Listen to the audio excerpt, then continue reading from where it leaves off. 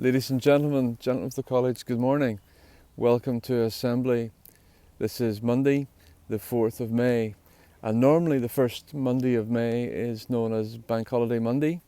But this year it's not, because this is the 75th anniversary of VE Day, Victory in Europe Day. And so we're celebrating that bank holiday on Friday.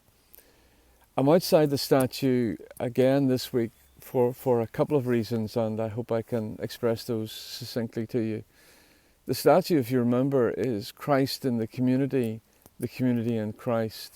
And I wanted to talk a little bit about the idea of the embracing love of Christ reaching out to us and us living within those loving arms. And what does that mean? What actually does that mean? VE Day happened 75 years ago, and that celebration that occurred then also involved boys from Campbell. As you know, the boys had been evacuated and the building here was being used as a hospital, and our boys were living in a hotel in Portrush and had school there for 4 years. I'll show you a picture. So that's the Northern Counties Hotel here. And then on this page we have a photograph of VE Day, where the boys of the pipe band are leading the celebrations of the community as they consider the end of the war. I was really pleased to see last week posts on Facebook of how the pipe band is again likewise leading celebration in a time of adversity. And you see our pipers and drummers outside in their community leading the acknowledgement on Thursday evenings of the health workers and the health service that is leading us through this very difficult time of COVID-19. Effie McWilliams, after he did this statue, also then made his first kind of political comment. He had been very upset by a bomb that had happened early in the Troubles. The bomb had taken place in a restaurant that was crowded.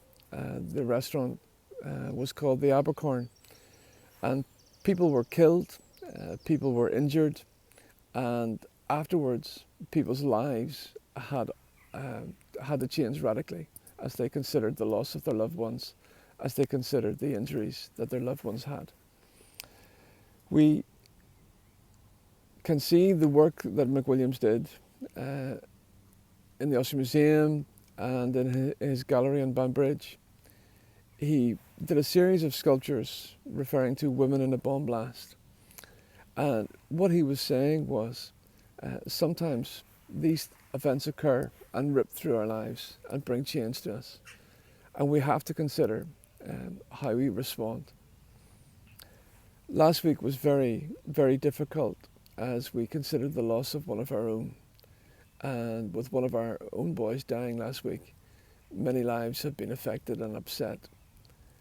We pray for his family, for his loved ones and his friends. And I'm here because, again, Christ refers to reaching out in love towards those in pain and in those who are hurting. Last week I read from Psalm 23, and the head prefect is going to do that again today. The last verse refers to, may goodness and mercy follow you all your days. Goodness is easy to understand, harder to do. Mercy is probably more complex, but the mercy that we ask for and pray for this morning is of that embracing love, that embracing care. And boys, I want to encourage you this morning to reach out to others. This is a time where we're being told to socially isolate, to stay apart. Well, can I encourage you that those of you who are so expert in the use of social media and the use of ICT, stay apart, sure, but stay connected. Reach out to those who you know potentially are quieter, may be lonely, may be needing a chat. Do reach out and talk. Do reach out in friendship to them. Reach out. You may not immediately think of what will I talk about. There's always something. There's always a way to be creative and to chat and to discuss some events. Let's hear Henry as he reads from Psalm 23. Consider the words carefully, boys. May goodness and mercy follow you for the rest of this week. I look forward to seeing you again soon. This morning's reading is taken from Psalm 23. The Lord's my shepherd, I'll not want. He makes me down to lie. In pastures green he leadeth me, the quiet waters by. My soul he doth restore again, and me to walk doth make, within the paths of righteousness, even for his own name's sake.